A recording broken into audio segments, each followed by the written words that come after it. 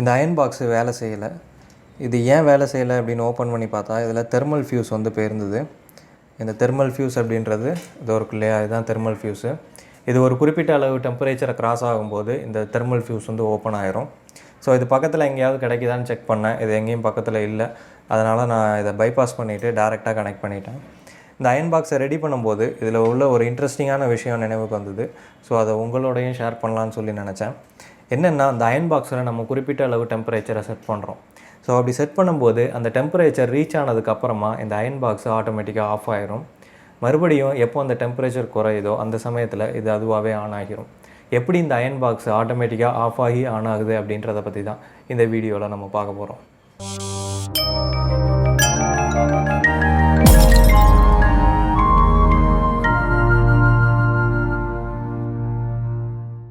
இந்த iron box அப்படின்றது ஹீட்டை வெளியேற்றக்கூடிய ஒரு டிவைஸ் தான். இந்த ஹீட்டை எலக்ட்ரிசிட்டி மூலமாக வெளியேற்றணும் அப்படின்றதுக்காக இதில் ஹீட்டிங் காயிலை பயன்படுத்துகிறோம். சரி, இந்த ஹீட்டிங் காயில் நம்ம ஒரு குறிப்பிட்ட வாட்ஸ் 1000 வாட்ஸ் அப்படின்னா 1000 வாட்ஸை இன்ஸ்டால் பண்ணிட்டோம் அப்படின்னா அந்த 1000 வாட்ஸ்க்கு என்ன டெம்பரேச்சர் ஜென்ரேட் ஆக போதோ அது மட்டும் ஜென்ரேட் ஆக போகுது.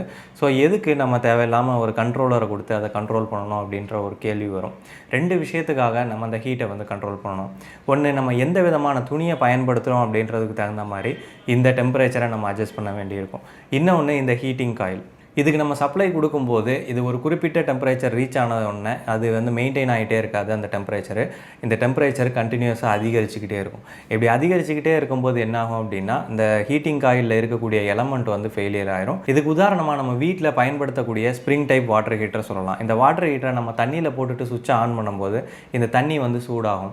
நம்ம அந்த ஹீட்டரை தண்ணியிலேருந்து வெளியில் எடுத்தோம் அப்படின்னா அந்த ஹீட்டர் வந்து பழுப்பு நிறத்தில் மாறுறதை பார்க்க முடியும். ஏன் அப்படின்னா, இந்த ஹீட்டரில் அதிகமான டெம்பரேச்சர் ரைஸ் ஆகுது. அப்படி ரைஸ் ஆகும்போது அந்த டெம்பரேச்சரை கடத்துறதுக்கான தெர்மல் கண்டக்டர் எதுவும் அங்கே இல்லை அப்படின்றதுனால இந்த டெம்பரேச்சர் ரொம்ப அதிகமாகி அதில் இருக்கக்கூடிய காயிலேயே வந்து டேமேஜ் பண்ணிடும். எந்த ஒரு ஹீட்டிங் காயிலுக்கும் கண்ட்ரோல் இல்லாமல் கண்டினியூஸாக நம்ம சப்ளை கொடுக்கும்போது அதில் உள்ள டெம்பரேச்சர் அதிகமாகி இந்த ஹீட்டிங் காயில் வந்து ஃபெயிலியர் ஆகிடும். எப்படி நம்ம வாட்டர் ஹீட்டரில் நம்ம வாட்டரை வந்து தெர்மல் கண்டக்டராக பயன்படுத்தி அதில் உள்ள ஹீட்டை வெளியேற்றுறோமோ அதே மாதிரி தான் இந்த டெம்பரேச்சர் கண்ட்ரோல்லாம் இப்போ தானே வருது. பழைய அயர்ன் பாக்ஸ்லலாம் அந்த டெம்பரேச்சர் கண்ட்ரோல் கிடையாது. எங்கள் தெருவில் ஒருத்தங்க அயர்ன் பண்ணிகிட்டு இருப்பாங்க. அவங்க யூஸ் பண்ணுற அயர்ன் பாக்ஸ்லாம் அந்த டெம்பரேச்சர் கண்ட்ரோல் இருக்காது. டேரெக்டாக 230 வோல்ட் சப்ளை மட்டும் கொடுக்குற மாதிரி இருக்கும். அது எப்படி வேலை செய்யுது, இந்த டெம்பரேச்சரை கண்ட்ரோல் பண்ணுது அப்படின்னு சொல்லி பார்த்தோம்னா, ஒவ்வொரு ஹீட்டிங் காயிலுக்கும் அதோட ஹீட்டை வெளியேற்றுறதுக்கு போதுமான தெர்மல் கண்டக்டர் இருந்துச்சு அப்படின்னா அதுக்கு தனியாக டெம்பரேச்சர் கண்ட்ரோல் அப்படின்றது தேவை கிடையாது.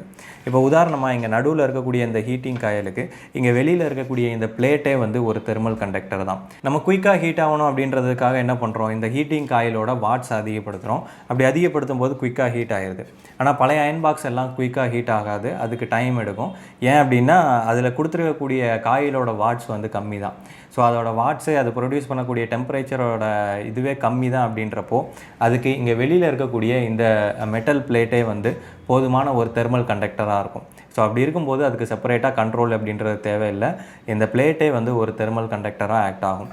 சரி, எப்படி தான் இந்த கண்ட்ரோல் வந்து வேலை செய்யுது அப்படின்னு சொல்லி நம்ம பார்த்துடலாம். இப்போ நான் டெம்பரேச்சரை அதிகமாக வச்சுருக்கேன். நான் அதிகமாக வச்சுருக்கும் போது பார்த்தீங்கன்னா தெரியும், ஒரு மெட்டல் பெண்ட் ஆகி இந்த சுவிட்சை வந்து ஆஃப் பண்ணுது.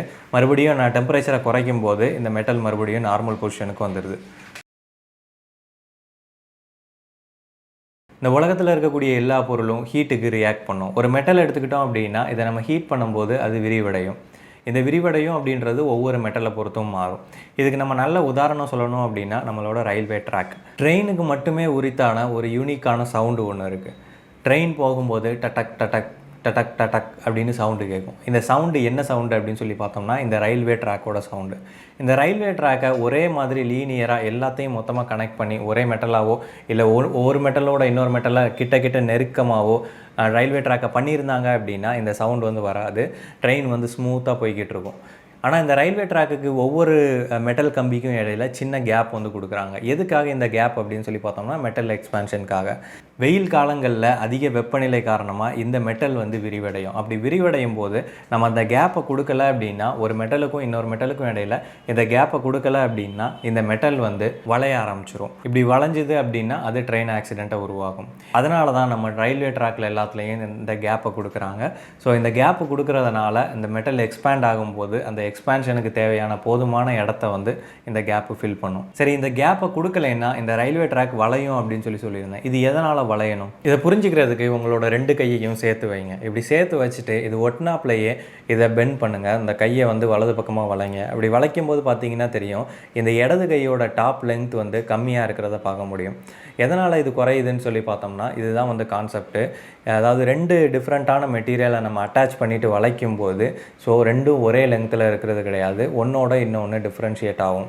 இப்போது அந்த வளைஞ்ச பொசிஷன்லேயே எனக்கு 2ம் ஈக்குவலாக இருக்கணும் அப்படின்னா, இங்கே இடது பக்கம் இருக்கக்கூடிய இந்த மெட்டீரியலோட லென்த்தை நான் இன்க்ரீஸ் பண்ணால் தான் 2ம் ஈக்குவலாக இருக்கும். இப்போ நான் 2 மெட்டலை ஜாயின் பண்ணுறேன். இந்த 2 மெட்டலில் ஹீட் அப்ளை பண்ணும்போது இந்த ஒரு மெட்டல் மட்டும் எக்ஸ்பேண்ட் ஆகுது அப்படின்னு சொல்லி வச்சுப்போம்.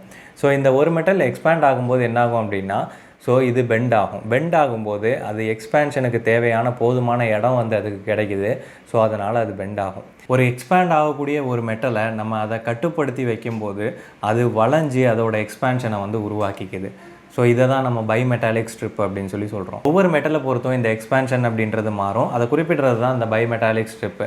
இந்த பைமெட்டாலிக் அப்படின்றது 2 வித்தியாசமான மெட்டல் வந்து ஜாயின் ஆகிருக்கும். வித்தியாசமான அப்படின்றது எக்ஸ்பேன்ஷனில் வித்தியாசமான. ஒரு மெட்டல் வந்து ஈஸியாக எக்ஸ்பேண்ட் ஆகிற மாதிரி இருக்கும், இன்னொரு மெட்டல் கம்மியாக எக்ஸ்பேண்ட் ஆகிற மாதிரி இருக்கும். இப்படி 2ஐயும் ஜாயின் பண்ணும்போது ஒரு மெட்டல் எக்ஸ்பேண்ட் ஆகணும் அப்படின்னா அது பெண்ட் ஆனால் தான் முடியும். நமக்கு டெம்பரேச்சர் அதிகமாகும் போது இந்த பைமெட்டாலிக் ஸ்ட்ரிப்பு தான் பெண்ட் ஆகி எக்ஸ்பேன்ஷனால் பெண்ட் ஆகி இந்த சுவிட்சை வந்து ஆஃப் பண்ணுது. அதே மாதிரி டெம்பரேச்சர் குறையும் போது இந்த பைமெட்டாலிக் ஸ்ட்ரிப்பு நார்மல் பொசிஷனுக்கு வர்றதுனால அதோடு அட்டாச் ஆகிருக்கிற இந்த சுவிட்சு ஆன் ஆகி இந்த டெம்பரேச்சரை அதிகப்படுத்துது.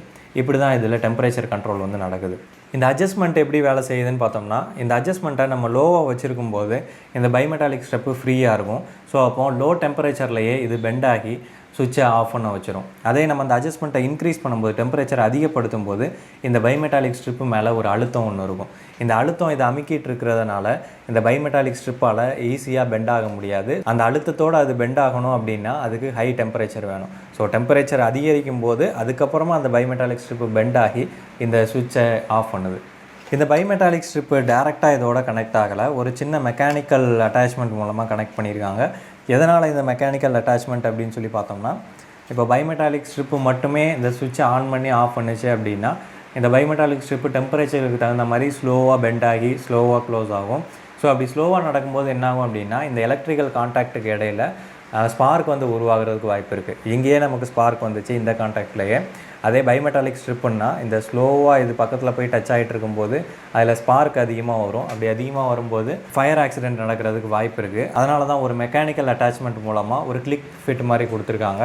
ஒரு குறிப்பிட்ட பொசிஷனுக்கு வந்த உடனே இது ஆட்டோமேட்டிக்காக போய் ப்ராப்பராக கனெக்ட் ஆகிடுது. அதே மாதிரி ஒரு குறிப்பிட்ட பொசிஷனை ரிலீஸ் ஆன உடனே இது ப்ராப்பராக ஓப்பன் ஆகிடுது. எந்த விதமான லூஸ் கான்டாக்டையும் இது வந்து க்ரியேட் பண்ணுறது கிடையாது. இவ்வளோ தான் இந்த வீடியோ. இந்த வீடியோ உங்களுக்கு பிடிச்சிருக்கும், புரிஞ்சிருக்கும் அப்படின்னு சொல்லி நம்புகிறேன். இன்ஜினியரிங் ஃபேக்ட் சேனலுக்கு சப்ஸ்கிரைப் பண்ணுங்கள். தேங்க்ஸ்.